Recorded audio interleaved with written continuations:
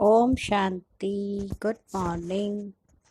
आज मीठे बाबा की 8 सितंबर 2020 प्रातः मुरली बाप दादा मधुबन। मीठे बाबा ने कहा, मीठे बच्चे अपने दिल पर हाथ रख कर पूछो कि बाबा जो सुनाते हैं क्या हम सब पहले जानते थे? जो सुना है उसे अर्थ सहित समझकर खुशी में रहो। तो खुशी आएगी कि जो बाबा सुना रहे हैं वो पहले तो कभी सुना ही नहीं। बाबा आके हम सबको नई नई बातें सुना रहे हैं ना, तो इस बात में बाबा कह रहे बहुत खुशी में रहो, उसे अर्थ सहित पहले समझो बाबा क्या कहना चाहते हैं, तो खुशी बढ़ती जाएगी। प्रश्न है, तुम्हारे इस ब्राह्मण धर्म में सबसे अधिक ताकत है कौन सी और कैसे? उत्तर है, तुम्हारा ये ब्राह्मण धर्म ऐसा है जो सारे विश्व की सद्गति श्रीमत पर कर देते हैं। ब्राह्मण ही सारे विश्व को शांत बना देते हैं। तुम ब्राह्मण कुलभूषण देवताओं से भी ऊंच हो। तुम्हें बाप द्वारा ये ताकत मिलती है। तुम ब्राह्मण बाप के मददगार बनते हो। तुम्हें ही सबसे बड़ी प्राइज मिलती है। तुम ब्रह्मांड के भी मालिक और विश्व के भी मालिक बनते हो। ओम शांति। मीठे मीठे रूहानी सिकी लधे बच्चों प्रति रूहानी बाप बैठ समझाते हैं। रूहानी बच्चे जानते हैं कि रूहानी बाप एक ही बार हर 5000 वर्ष के बाद आते जरूर हैं। कल्प नाम रख दिया है जो कहना पड़ता है ना। तो कल्प माना 5000 साल का एक कल्प कहलाया, इसलिए गायन में भी है कल्पांतकारी त्रिपुरांतकारी। कल्प के अंत में त्रिपुरारी शिव बाबा इस सृष्टि पर आते हैं। इस ड्रामा की अथवा सृष्टि की आयु 5000 वर्ष है। यह बातें एक ही बाप बैठ समझाते हैं। यह कभी भी कोई मनुष्य के मुख से नहीं सुन सकते हैं। तुम रूहानी बच्चे ही बैठकर देखो सुनते हो। तुम जानते हो बरोबर हम सभी आत्माओं का बाप वह एक है। बाप ही बच्चों को बैठ अपना परिचय देते हैं, जो कोई भी मनुष्य मात्र नहीं जानते हैं। कोई को पता नहीं गॉड व ईश्वर क्या वस्तु है, जबकि उनको गॉड फादर बाप कहते हैं। तो बहुत प्यार होना चाहिए। बेहद का बाप है तो जरूर उनसे वर्षा भी मिलता होगा। अंग्रेजी में अक्षर अच्छा कहते हैं, हेवनली गॉड फादर। हेवन कहा जाता है नई दुनिया को और हेल कहा जाता है पुरानी दुनिया को। परंतु स्वर्ग को कोई जानते नहीं। सन्यासी तो मानते ही नहीं है। वह कभी ऐसे नहीं कहेंगे कि बाप स्वर्ग का रचयिता है। हेवनली गॉड फादर ये अक्षर बहुत मीठा है और हेवन मशहूर भी है।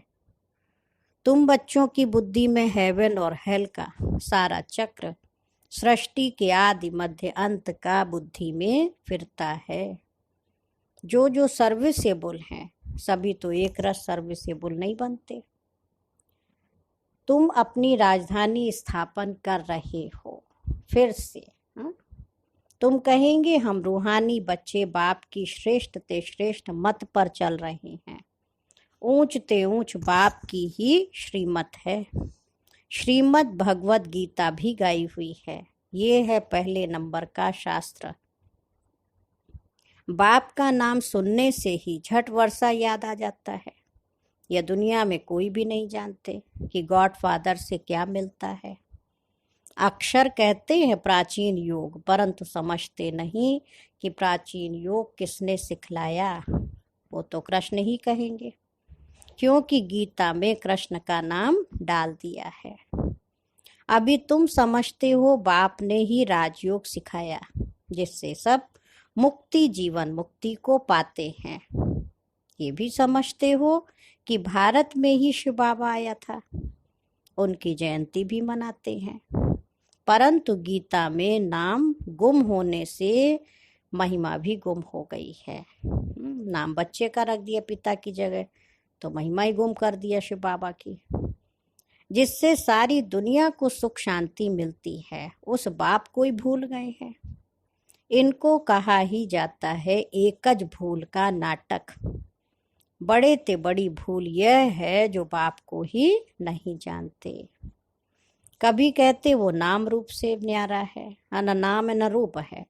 फिर कहते कक्ष मक्ष अवतार है। फिर कहते ठीक कर भीतर में है। भूल में भूल होती जा रही है, नहीं यथार्थ किसको परिचय नहीं है। इसलिए सीढ़ी नीचे उतरते जा रहे हैं। कितना देखो, एक तरफ कह दिया नाम रूप से न्यारा, ना नाम है ना रूप है। और शिव बाबा क्या कहते, मेरा नाम रूप न्यारा नहीं है। हाँ, लेकिन भक्तों ने कह दिया भगवान नाम रूप से न्यारा है, लेकिन बाबा कहते बच्चे मेरा नाम और रूप न्यारा है। नाम है परमपिता शिव परमात्मा, हाँ, सदा कल्याणकारी। और रूप ज्योति बिंदु स्वरूप हम सबके पास साकारी देह है, परमात्मा देह से न्यारा है। फिर कह दिया कक्ष मक्ष अवतार। बाबा कहते मैं हर जगह थोड़े ना जाऊंगा, मेरा घर है, न कड़कड़ में बैठा हूँ। इसलिए आरती में क्या कहते, तुम पार ब्रह्म परमेश्वर, तुम सबके स्वामी।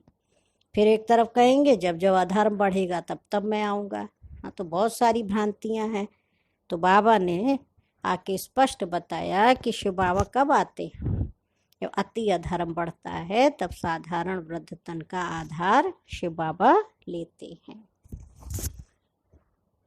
और उसको पहचानने वाले भी करोड़ों में से कोई कोई होते हैं। हाँ? तो ना जानने के कारण आज मनुष्य देखो कला काया कम होती जा रही, तमो प्रधान बनते जा रहे हैं। ड्रामा के प्लान अनुसार जो बाप स्वर्ग का रचयिता है, जिसने भारत को स्वर्ग का मालिक बनाया, उनको ठीक कर भीतर में कह देते हैं। अभी बाप समझाते हैं तुम सीढ़ी कैसे उतरते आए हो, कुछ भी किसको पता नहीं है। ड्रामा क्या है पूछते रहते। यह दुनिया कब से बनी है, नई सृष्टि कब थी, तो कह देंगे लाखों वर्ष आगे। समझते हैं पुरानी दुनिया में तो अभी बहुत वर्ष पड़े हैं, इसको क्या कहें। बाबा कहते इसको अज्ञान अंधियारा कहा जाता है। इसलिए गायन भी है, ज्ञान अंजन सतगुरु दिया, अज्ञान अधेर विनाश। तुम समझते हो रचयिता बाप जरूर स्वर्ग ही रचेंगे, बाप ही आकर नरक को स्वर्ग बनाते हैं। रचयिता बाप ही आकर सृष्टि के आदि मध्य अंत का ज्ञान सुनाते हैं। आते भी हैं अंत में, है ना। जब अति होती तभी तो भगवान को आना पड़ता है, तभी अंत है, और अंत ही फिर आदि की शुरुआत है। टाइम तो लगता है ना, ये भी बच्चों को समझाया है। ज्ञान में इतना समय नहीं लगता जितना याद की यात्रा में लगता है। तो 7 दिन में तो समझ लेते, वो भी 1 घंटा केवल आते, है ना। तो ज्ञान सहज है, लेकिन मेहनत याद की है। 84 जन्मों की कहानी तो जैसे एक कहानी है। आज से 5000 वर्ष पहले किन्हों का राज्य था, वो राज्य कहाँ गया। तुम बच्चों को अब सारी नॉलेज है। तुम हो कितने साधारण अजामिल जैसे पापी, अहिल्याएं, कुब्जाएं, भीलनियां, उनको कितना ऊंच बनाते हैं। बाप समझाते हैं तुम क्या से क्या बन गए हो। बाप ही आकर समझाते हैं पुरानी दुनिया का अब हाल देखो क्या है। मनुष्य कुछ भी नहीं जानते कि सृष्टि का चक्र कैसे फिरता है। बाप कहते तुम अपने दिल पर हाथ रख कर पूछो आगे ये कुछ जानते थे, कुछ भी नहीं जानते थे। अभी जानते हो, बाबा फिर से आकर हमको विश्व की बादशाही देते हैं। कोई की बुद्धि में नहीं आएगा कि विश्व की बादशाही क्या होती है। विश्व माना सारी दुनिया। तुम जानते हो बाप हमको ऐसा राज्य देते हैं जो हमसे आधा कल्प तक कोई छीन नहीं सकते। तो बच्चों को कितनी खुशी होनी चाहिए। बाप से कितना बार राज लिया है। बाप सत्य है, सत्य शिक्षक भी है, हाँ, सतगुरु भी है, कब सुना ही नहीं। अभी अर्थ सहित तुम बच्चे समझते हो। तुम बच्चे हो, बाप को याद कर सकते हो। आजकल छोटेपन में ही गुरु कर लेते हैं, नहीं? गुरु का चित्र बनाए गले में डालते हैं, वह घर में रख लेते हैं। या तो वंडर है, बाप, शिक्षक, सतगुरु सब एक ही है। बाप कहते हैं मैं साथ में ले चलूंगा। तुमसे पूछेंगे क्या पढ़ते हो, बोलो हम नई दुनिया में राजाई प्राप्त करने के लिए राजयोग पढ़ते हैं। यह है ही राजयोग। जैसे बैरिस्टर योग होता है तो जरूर बुद्धि का योग बैरिस्टर तरफ जाएगा। टीचर को जरूर याद तो करेंगे ना। तुम कहेंगे हम स्वर्ग की राजाई प्राप्त करने के लिए ही पढ़ते हैं। कौन पढ़ाते हैं? शिव बाबा भगवान। उनका नाम तो एक ही है जो चला आया है। रथ का नाम तो है नहीं। मेरा नाम है ही शिव। बाप शिव और रथ ब्रह्मा कहेंगे। अभी तुम बच्चे जानते हो ये कितना वंडरफुल है। शरीर तो एक ही है। इनको भाग्यशाली रथ क्यों कहते हैं? क्योंकि शिव बाबा की प्रवेशता है। तो जरूर दो आत्माएं ठहरी। यह भी तुम बच्चे जानते हो, और किसको तो यह ख्याल में भी नहीं आता। अब दिखाते हैं भागीरथ ने गंगा लाई, क्या पानी लाया? विचार करने वाली बात है। आज बाबा कह रहे ना, तुम विचार करो, दिल पे हाथ रख के सोचो। हाँ, कि जो शिव बाबा ने ज्ञान सुनाया अभी हम सब सुन रहे हैं, क्या पहले कभी सुना था? नहीं सुना था ना। इसलिए बाबा कहते अर्थ सहित उसको समझो तो खुशी बढ़ती जाए। तो अभी तुम प्रैक्टिकल देखते हो, क्या लाया, किसने लाया? हाँ, वो पानी नहीं लाया, ये ज्ञान की कहा, ज्ञान जल नहीं है, ज्ञान गंगा की बात है। किसने प्रवेश किया? स्वयं ज्ञान सागर परमात्मा ने। हाँ, मनुष्य में पानी थोड़ी प्रवेश करेगा, और जटाओं से पानी थोड़ी आएगा। इन बातों पर मनुष्य कभी ख्याल भी नहीं करते। हाँ, बाल में थोड़े ना पानी कोई भरा रहेगा कि जटाओं से पानी निकल आया। हाँ, तो ये ज्ञान गंगा की बात है। और माताओं बहनों को दिया तो उनके बाल बड़े बड़े, तो जटाएं दिखा दिया। कहा ही जाता है कि रिलीजन इज माइट, रिलीजन में ताकत है। बताओ सबसे जास्ती किस रिलीजन में ताकत है? तो कहा ब्राह्मण रिलीजन में। बाबा ने कहा ये ठीक है, जो कुछ ताकत है ब्राह्मण धर्म में ही है, और कोई रिलीजन में कोई ताकत नहीं है। तुम अभी ब्राह्मण हो, ब्राह्मणों को ताकत मिलती है बाप से, जो फिर तुम विश्व के मालिक बनते हो। तुम्हारे में कितनी बड़ी ताकत है। तुम कहेंगे हम ब्राह्मण धर्म के हैं, किसकी बुद्धि में नहीं बैठेगा? हाँ, विराट रूप भल बनाया है, परंतु वह भी आधा है। मुख्य रचयिता और उनकी रचना, पहली रचना को कोई जानते ही नहीं है। बाप है रचयिता और ब्राह्मण है चोटी, इसमें ताकत है। तो भगवान की पहली पहली रचना तो हम ब्राह्मण बच्चे ही बाबा के बनते हैं। बाप को सिर्फ याद करने से ताकत मिलती है। बच्चे तो जरूर नंबरवार ही बनेंगे ना। तुम इस दुनिया में सर्वोत्तम ब्राह्मण कुलभूषण हो, देवताओं से भी ऊंच हो। तुमको अब ताकत मिलती है। सबसे जास्ती ताकत है ब्राह्मण धर्म में। ब्राह्मण क्या करते हैं? सारे विश्व को शांत बना देते हैं। तुम्हारा धर्म ऐसा है जो सर्व की सद्गति करते हैं श्रीमत द्वारा। तो बाबा कह रहे तुम बाप कहते, तब बाबा कहते तुमको अपने से भी मैं ऊंच बना देता हूँ। देखो कैसे बन जाते हैं ऊंच। तुम ब्रह्मांड के भी मालिक, विश्व के भी मालिक बनते हो। सारे विश्व पर तुम राजाई करेंगे। अभी गाते हैं ना, भारत हमारा देश है। कभी महिमा के गीत गाते और कभी फिर कहते भारत की क्या हालत हो गई है। हाँ, गीत नहीं आए, देख तेरे संसार की हालत क्या हो गई भगवान। जानते नहीं कि भारत इतना ऊंचा कब था। एक तरफ महिमा के गीत गाते, जहाँ डाल डाल पर सोने की चिड़िया करती बसेरा। तो बाबा कहते कब था, ये भी विचार करो।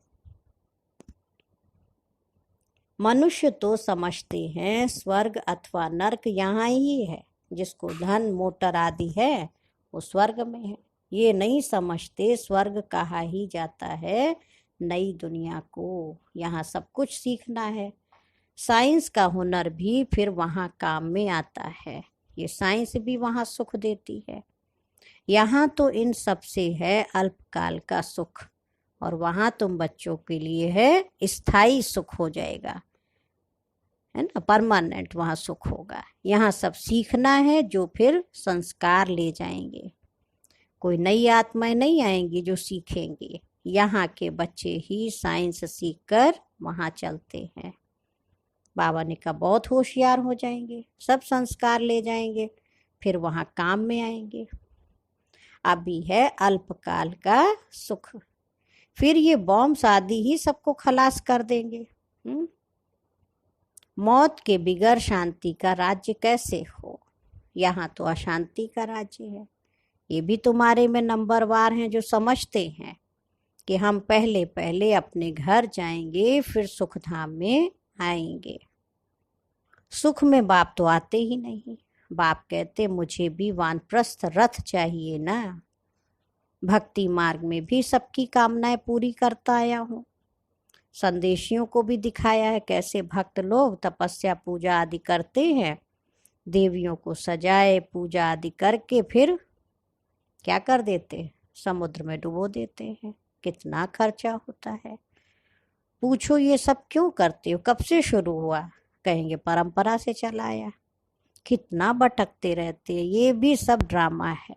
आज बाबा देखो कितनी सारी बातें सुना रहे हैं, है ना, कि इतनी सब बातें कभी सोची नहीं, कभी विचार नहीं किया, जो हो रहा हम सब मानते आ रहे हैं। ये सब बाबा ने स्पष्ट किया, हाँ, कि जटाओं से गंगा नहीं निकलती, ब्राह्मण धर्म ही सुख देने वाला, हाँ, और देवियों को सजाते संवारते, हाँ, वो सब कैसे बनी कुछ पता नहीं, कब से चल रहा है तो मालूम नहीं। हाँ, बाबा ने बताया संगम युग। अभी क्या करते तुम बच्चे? वास्तव में सारे त्योहार तो द्वापर युग से शुरू हुए, जब खुद को भूले उस परमात्मा को भूले।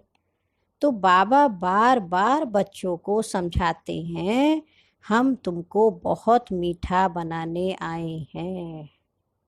यह देवताएं कितने मीठे हैं, अभी तो मनुष्य कितने कड़वे हैं, है ना।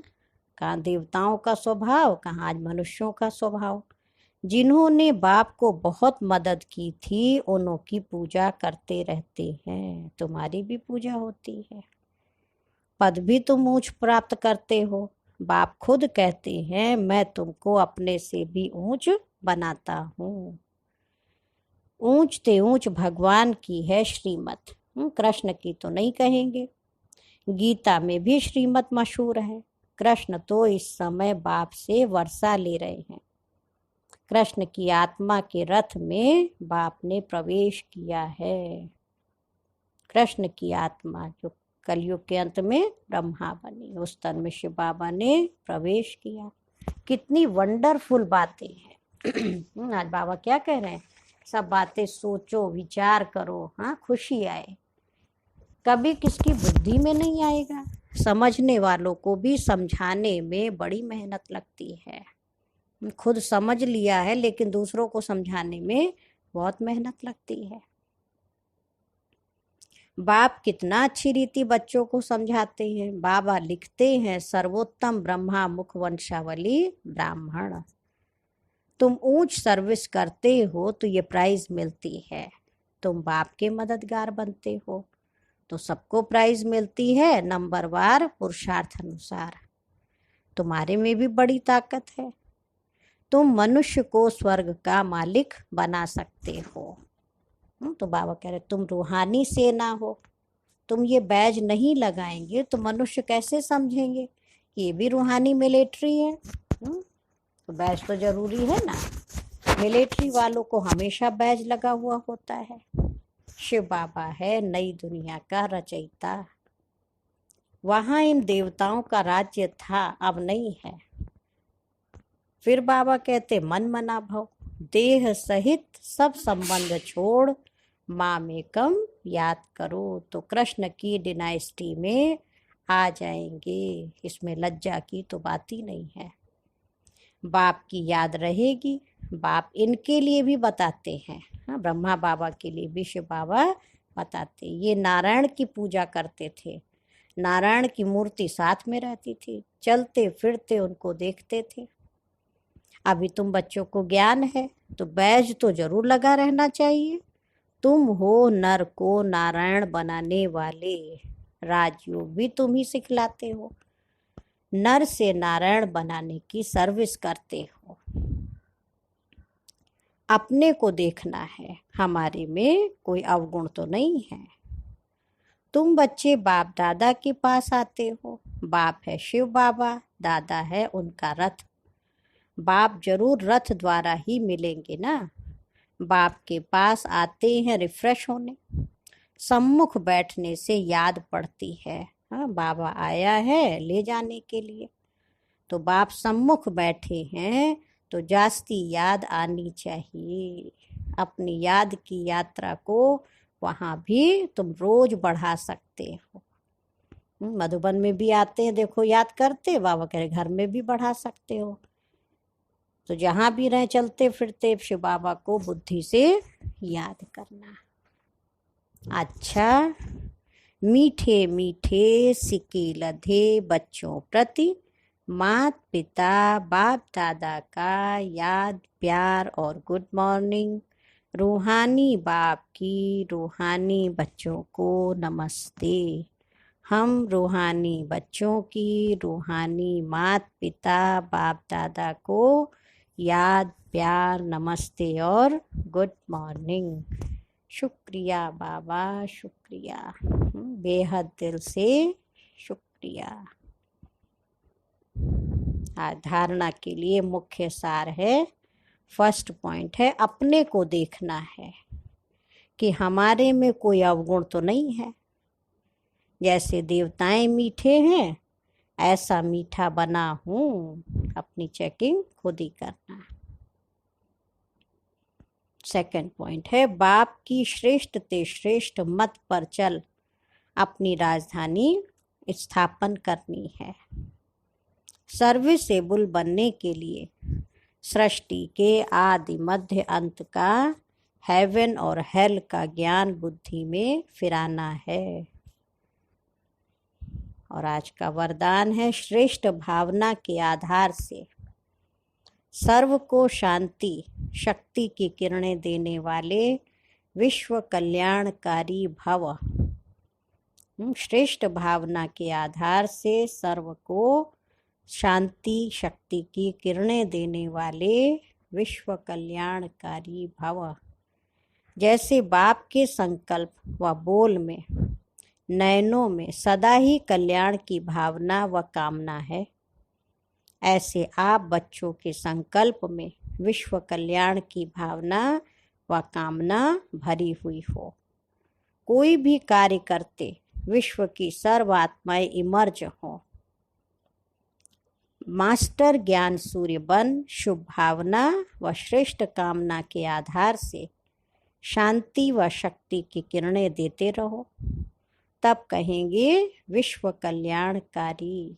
लेकिन इसके लिए सर्व बंधनों से मुक्त स्वतंत्र बनो, तभी तो विश्व का कल्याण कर पाएंगे। तो बुद्धि से सर्व बंधनों से स्वतंत्र मुक्त बनो, तब विश्व कल्याणकारी बन सकेंगे। और आज का स्लोगन है मैंपन और मेरापन। मैंपन और मेरापन यही देह अभिमान का दरवाजा है। अब इस दरवाजे को बंद करो। मैं और मेरापन। अभी दादी जी की शिक्षाएं हम सभी सुनेंगे। दादी जी ने कहा कि बाबा ने हमें मंत्र दे दिया है, बच्चे जो देखते हो वह ना देखो, जो नहीं दिखाई देता उसे याद करो।